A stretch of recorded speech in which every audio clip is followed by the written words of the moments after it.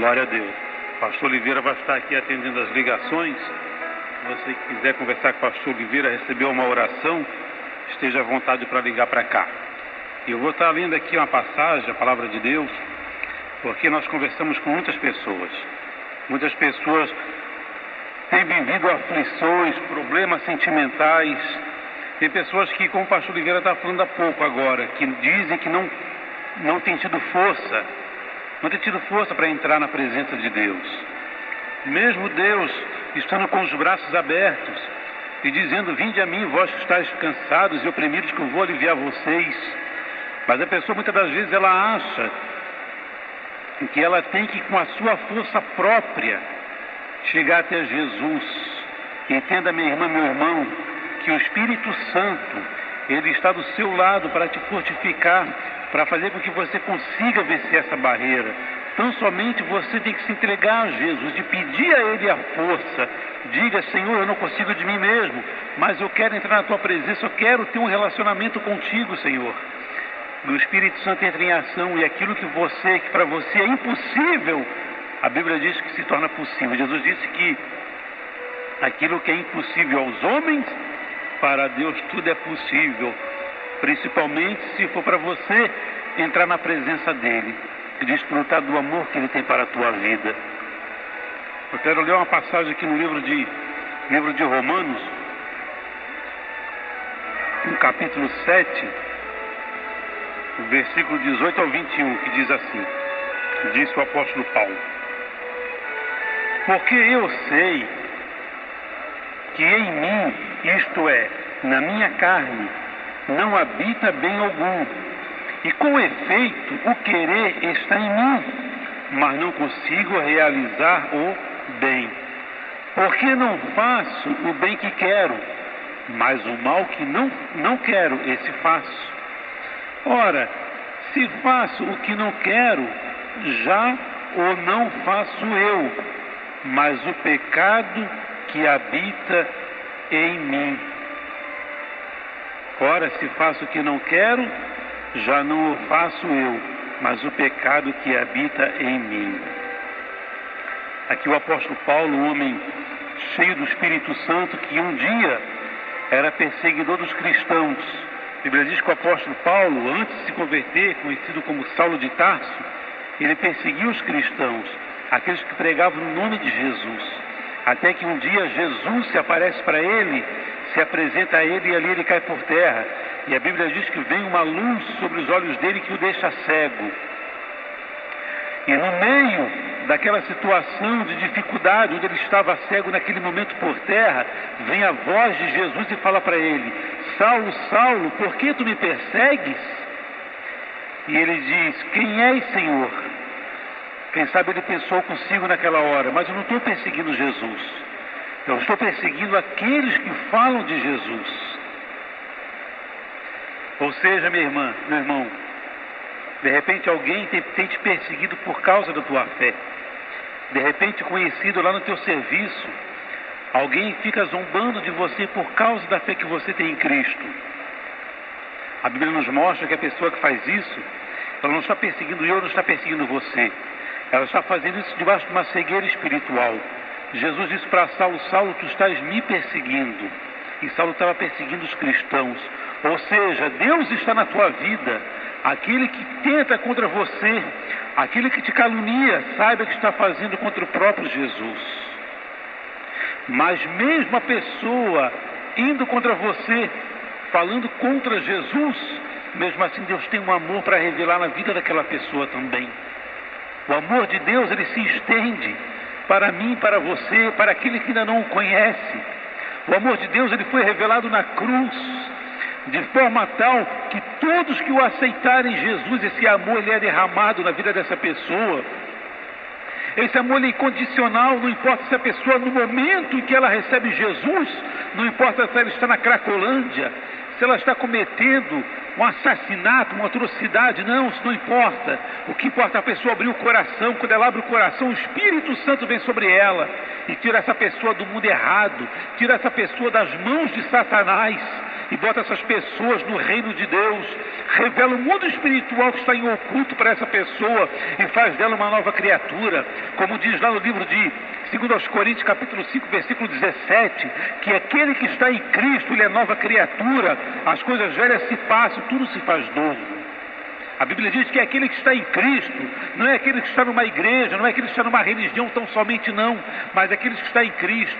Porque muitas pessoas estão dentro de uma igreja, sim, isso é bom, porque ela está ouvindo o Evangelho. Vai chegar uma hora que Deus vai fazer uma obra na vida dela. Mas o fato dela estar numa igreja não é o suficiente. Necessário é a pessoa abrir o coração, necessário é a pessoa se render ao Senhor Jesus, necessário é a pessoa se humilhar a si próprio, reconhecer que precisa de Deus, que precisa do amor de Deus e do perdão dele. Nós vemos então que uma pessoa, quando ela se volta para Jesus, ela tem uma natureza que estava mortificada, e essa natureza ela é vivificada quando ela recebe Jesus, que é a natureza espiritual. A Bíblia diz que o homem sem Jesus, ele é uma consequência de Adão, ele é alma vivente, ele vive só pela alma, vive só pelos sentimentos. Mas quando ele recebe Jesus, ele sai da condição de Adão, de alma vivente, e ele passa a ser agora espírito vivificante. Ou seja, o mundo espiritual ele passa a ser revelado. É por isso que aqueles que estão de fora não entendem. É por isso que quando eu, antes de aceitar Jesus, eu achava que era um fanatismo, eu achava que era uma religiosidade, eu não entendia o que acontecia na vida daqueles que se voltavam para Deus. É porque o Espírito Santo ele vem sobre essa pessoa e a transforma e revela o mundo espiritual, aquilo que estava em oculto, passa a ser revelado na vida da pessoa. Mas agora mesmo a pessoa estando em Cristo, sendo uma nova criatura em Cristo Jesus, mesmo assim ela possui agora duas naturezas. Ela possui a natureza espiritual vivificada, sim, mas ela continua tendo também a sua alma, a sua natureza humana, a sua natureza tendenciosa ao fracasso, à derrota, a sua natureza que intenta contra as coisas erradas, ela continua tendo essa natureza. E o apóstolo Paulo diz que as duas naturezas se opõem uma à outra agora. Paulo diz lá no livro de Gálatas capítulo 5, para o homem agora que recebeu Jesus, para ele andar no Espírito, ou seja, andar na fé, andar na certeza, na palavra de Deus, naquilo que Deus diz. E Paulo diz para não ficar satisfazendo as naturezas da alma, do coração enganoso, porque os desejos da carne, que os desejos da alma, eles desejam contra as coisas do Espírito Santo. Então vê que no coração do homem, mesmo recebendo Jesus, habita o conflito, sim. É o conflito que o apóstolo Paulo disse aqui, Romanos capítulo 7, versículo 18, ele diz da sua natureza humana, da sua natureza carnal, aquela que por qual ele não vivia mais, mas ainda que habitava dentro dele. Essa natureza um dia ela vai se aniquilar, essa natureza humana, porque um dia nós vamos sair desse corpo, ou seja, no arrebatamento, ou seja, no dia da nossa morte física. Mas um dia nós vamos ser só pessoas espirituais. Mas enquanto estivermos morando aqui nesse corpo, nessa casa terrestre que a Bíblia diz, nós vamos ter essas duas naturezas se degladiando uma contra a outra. E Paulo disse aqui: porque eu sei que em mim, isto é, na minha carne, não habita bem algum, e com efeito querer está em mim, mas não consigo realizar o bem. Paulo está falando aqui da sua natureza carnal, a qual ele ainda habitava nesse corpo, o seu coração enganoso. Enquanto as pessoas que hoje se deixam levar pelos sentimentos do coração, mesmo tendo a natureza vivificada, a natureza espiritual, mas às vezes o coração fala mais alto e a pessoa se deixa levar pelos sentimentos da carne, e começa a agir não segundo o Espírito, mas começa a agir pelos sentimentos. E não é poucas pessoas que um dia aceitaram Jesus e receberam uma nova natureza, mas continuam vivendo ainda pelos sentimentos. Ou seja, dizem que tem fé, mas quando vem os sentimentos de adversidade, ao invés da pessoa manifestar a fé que tem, a fé que recebeu, que foi vivificada, o que ela faz? Ela se entrega aos sentimentos e começa a se autoderrubar, e começa a dizer que não tem forças, e começa a dizer que não aguenta mais, que vai sair da presença de Deus, que vai abandonar tudo, que vai abandonar a família, que vai abandonar tudo aquilo que ela tem de mais precioso, e a presença de Deus. Isso é natureza humana, carnal, A pessoa que vive pela fé, ela não vive por esses sentimentos não. Ainda que ela venha ter os sintomas, ainda que ela venha ter dificuldade, ainda que ela venha passar por luta, mas ela sabe quem ela tem crido. Ela diz como disse Jó: eu sei que tenho crido. Ela não se entrega para o problema não, ela se põe de pé, ela persevera, ela crê que aquele a quem ela serve, ele é fiel e justo para fazer com que ela venha trilhar sobre o problema. Ainda que ela venha estar na luta, ainda que o seu corpo terrestre venha se desfazer, contudo ela sabe que o homem interior, que o homem espiritual se renova a cada dia, em meio a cada dificuldade, em meio a cada luta. Ou seja, a vida com Deus é vida de certeza, convicção, não é vida de sentimentos não. A Bíblia diz que a fé é certeza, e certeza não é dúvida, certeza não é sentimentos. Tem muitas pessoas que querem só ficar sentindo a presença de Deus, e às vezes, muitas das vezes é iludida por uma emoção. Vida com Deus não é vida de sentimento não, ainda que venha ter os momentos que a pessoa vinha sentir a presença de Deus, é verdade. Mas não é isso que o Espírito Santo espera de nós não, que nós devemos querer viver vida de sentimentos não. A Bíblia diz que o justo, que é o justo, aquele que foi justificado através da fé, pelo sangue de Jesus. O justo ele não vive por sentimentos não. O justo ele não vive pelaquilo que ele vê não. Ele vive pelaquilo que ele crê. Eu te pergunto, como está a tua fé? Você tem vivido por quê? Pelos sentimentos? Você tem só reclamado, murmurado, só se lamuriando?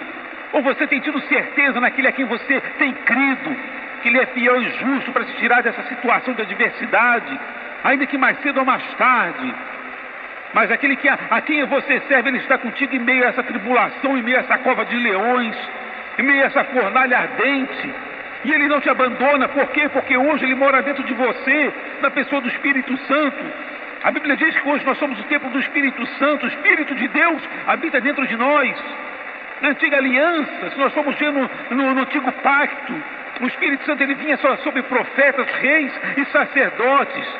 Em alguns casos específicos, no caso de Sansão, por exemplo, que era juiz. Mas o Espírito Santo ele vinha, atuava na vida deles e depois saía, não morava não. Hoje o Espírito Santo habita dentro de mim, dentro de você. Hoje nós somos a morada dele. Ainda que nós venhamos passar por fraqueza, por angústia, por momentos de adversidade, mas o Espírito Santo permanece. A Bíblia diz que ele está dentro de nós para nos auxiliar até em nossas fraquezas. Até mesmo quando nós não temos força para orar, a Bíblia diz que mesmo quando nós não sabemos nem orar, mesmo assim o Espírito Santo, ele nos assiste em nossa fraqueza e nos auxilia. Ele é o nosso refúgio, o nosso socorro bem presente na hora da angústia. E quantas pessoas que no momento da tribulação, ao invés de ela confiar naquele que habita dentro dela, o que ela faz? Ela se deixa levar pelos sentimentos do coração, vê só o lado negativo, não vê que Deus está atuando, não vê que Deus está agindo. Minha amada, quem sabe nessa madrugada, Deus está querendo que você venha renovar a sua fé. A Bíblia diz que o homem, o ser humano, ele se torna escravo daquele a quem lhe obedece. Quantas pessoas que são escravas de si próprio, escravas de murmurar. Até escuta uma palavra, Deus até fala que Deus não está se agradando da murmuração, da contenda, da competição. A pessoa até escuta na hora, mas um dia, 2 dias depois está fazendo a mesma coisa. Está lá murmurando, reclamando. Está igual o povo lá quando saiu do Egito. Não via a provisão de Deus, não via a atuação de Deus, mas ficava só pensando no passado, só pensando nas coisas antigas, quando não estava na presença de Deus. Então, Deus ele veio sobre mim, sobre você, para quê? Para fazer uma obra, para fazer um milagre de restauração, de perdão. E Paulo ele diz aqui, ele disse que porque o bem que quero, esse não faço. Ora, se eu faço o que não quero, já não faço eu, mas o pecado que habita em mim. Minha irmã, meu irmão, o apóstolo Paulo ele tinha suas fraquezas também. Assim como eu, como você também tem. O apóstolo Paulo era um homem de Deus, mas não era perfeito. Paulo não era perfeito. Hoje, não existe perfeição. Hoje, aqui em toda a Bíblia, o único perfeito foi Jesus. Paulo não foi perfeito, Pedro não foi perfeito, Abraão não foi perfeito, Davi, ninguém foi perfeito. Nenhum profeta, nenhum rei, nenhum sacerdote. Todos cometeram a sua falha, todos cometeram o seu erro. O apóstolo Paulo está aqui usando da sinceridade dele, do coração, dizendo que no meu coração habita coisas ruins. Hoje, no meio religioso, existe muita máscara, muita capa de santidade. Muitas pessoas querendo demonstrar uma santidade que muitas vezes não vivem, porque tem as suas fraquezas também. Muitas pessoas se escondendo atrás de um dom espiritual, usando do dom espiritual para demonstrar diante das pessoas uma capa de uma religiosidade que nada mais é do que uma hipocrisia. Porque a verdade, minha irmã, meu irmão, é que todos nós tropeçamos e falhamos e erramos. Ninguém é o bom.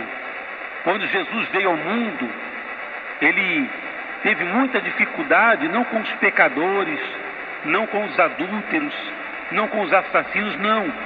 A esses Jesus abriu o braço e dizia: vinde a mim todos vós estáis cansados, que eu vou aliviar vocês.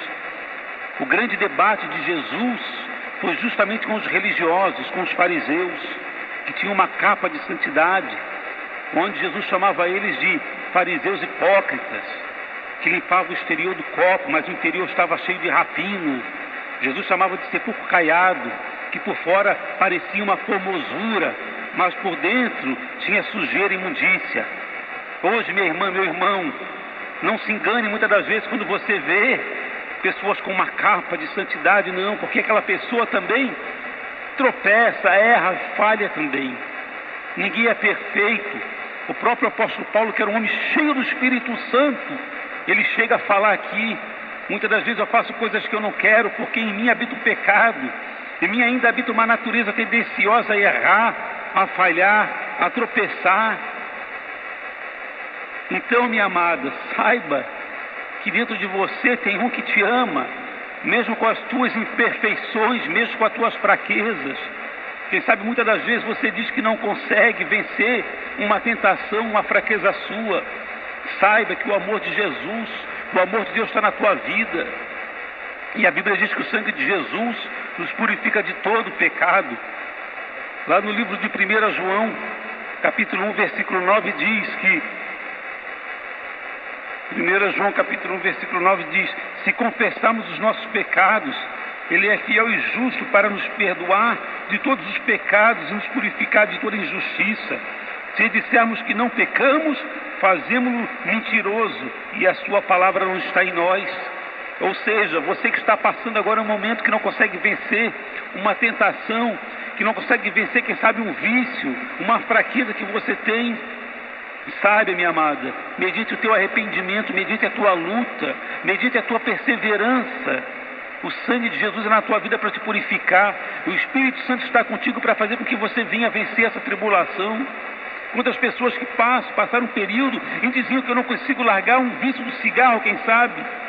O tempo passou, a pessoa foi lutando e foi tentando, e ela venceu. Por que venceu? Porque ela foi sincera diante de Deus. Porque diante de Deus ela não botou máscara, ela não vestiu uma capa de santidade, não, mas ela abriu o seu coração. Ela disse para Deus, como disse o apóstolo Paulo aqui, se revelou na Escritura, dizendo que tem coisas que eu faço, mas eu não consigo vencer, porque a minha natureza humana tem uma tendência a falhar. Onde Paulo disse que é a nossa luta é vencer.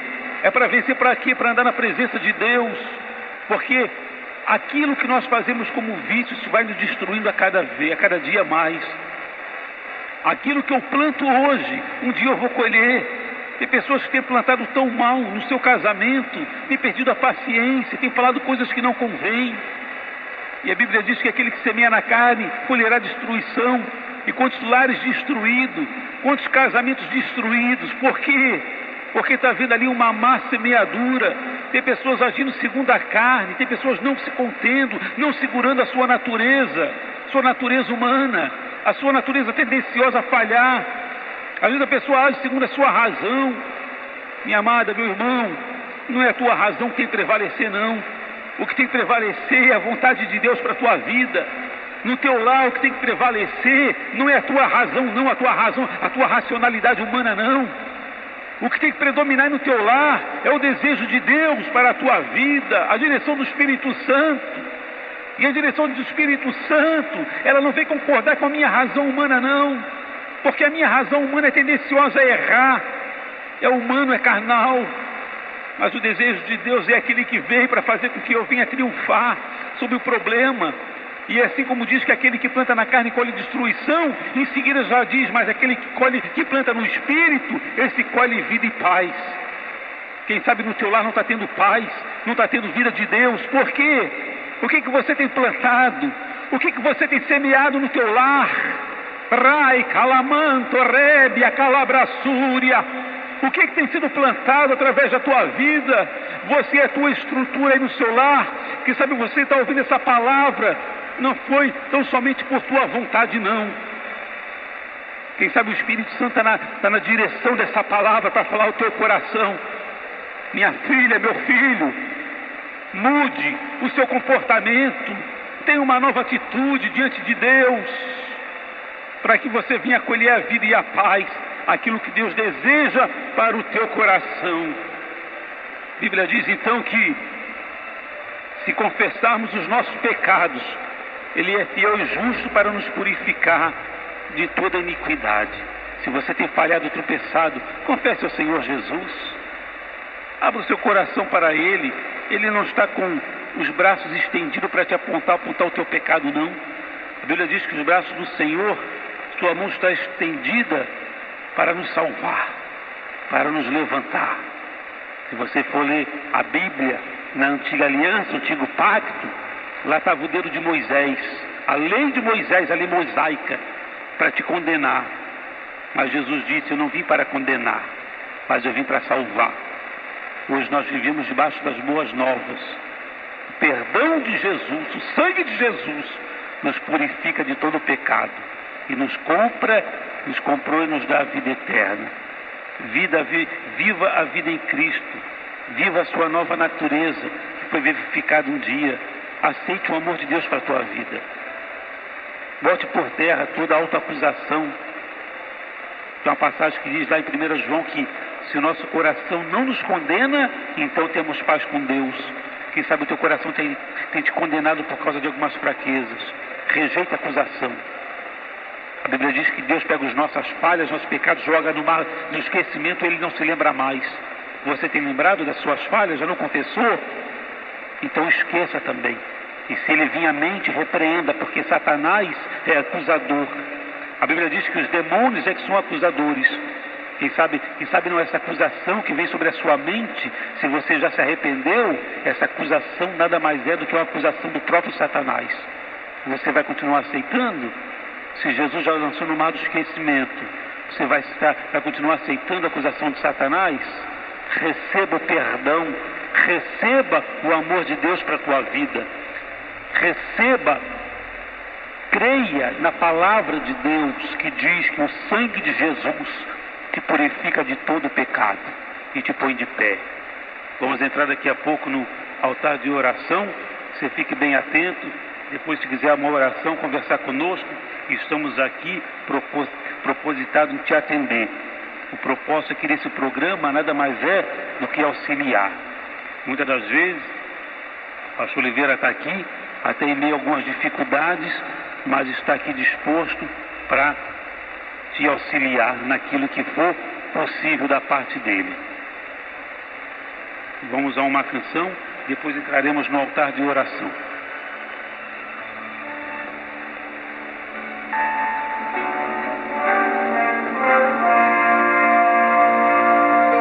Deus não rejeita a oração. Oração é alimento.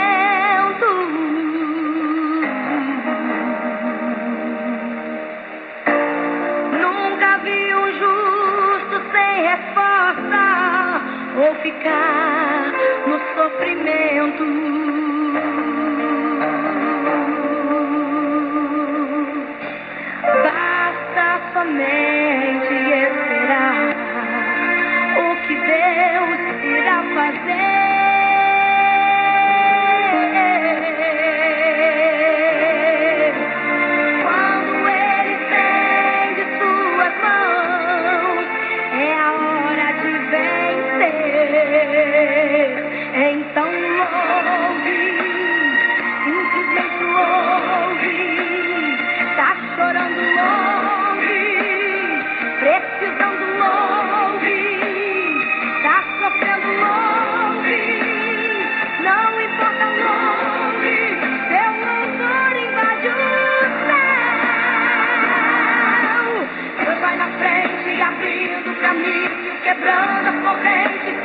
tirando os espinhos, ordena aos anjos pra contigo lutar.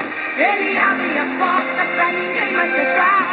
Ele trabalha pra o que nele confia, caminha contigo de noite ou de dia.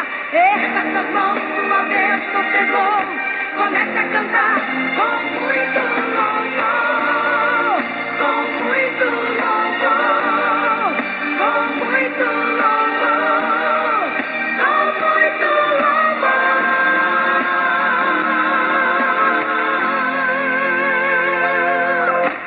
A gente precisa entender o que Deus está falando.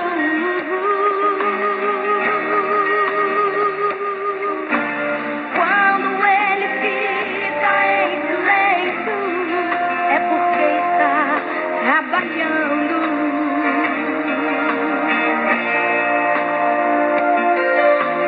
Basta somente esperar o que Deus irá fazer.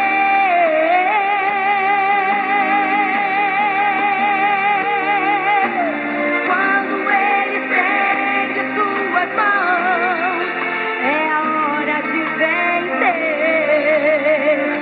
Então ouve, simplesmente ouve. Tá chorando, ouve.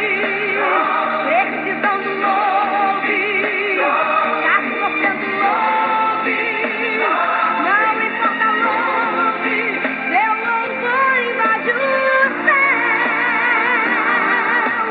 Deus vai na frente, abrindo o caminho, quebrando as correntes, tirando os espinhos, ordena aos anjos pra contigo lutar. Ele abre as portas pra ninguém mais fechar. Ele trabalha pra o que nele confia, caminha contigo de noite ou de dia. Erga suas mãos, sua bênção chegou. Comece a cantar com muito louvor, com muito louvor, com muito louvor, com muito louvor.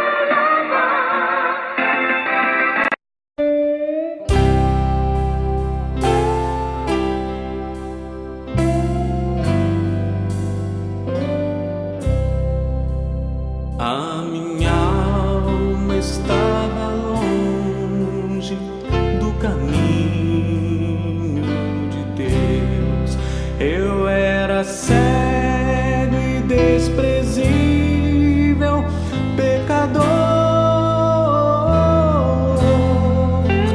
Mas Jesus já transformou minhas trevas em luz, quando Ele estendeu a sua mão para mim. Quando Jesus estendeu a sua mão, quando Ele estendeu a sua mão para mim, eu era pobre, perdido, sem Deus, sem Jesus. Quando Ele estendeu sua mão para mim, quando Jesus estendeu a sua mão, quando Ele estendeu a sua mão para mim, eu era pobre, perdido, sem Deus, sem Jesus. Quando Ele estendeu sua mão para mim, agora me regozijo desde que o aceitei, e na tempestade eu posso sossegar,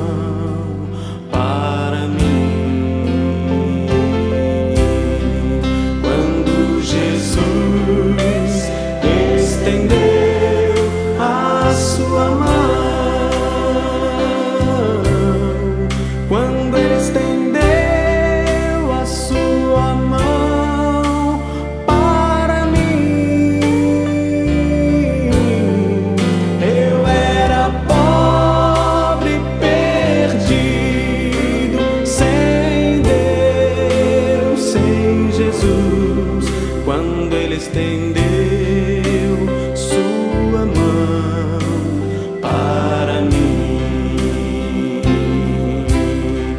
Eu era pobre, perdido, sem Deus, sem Jesus, quando Ele estendeu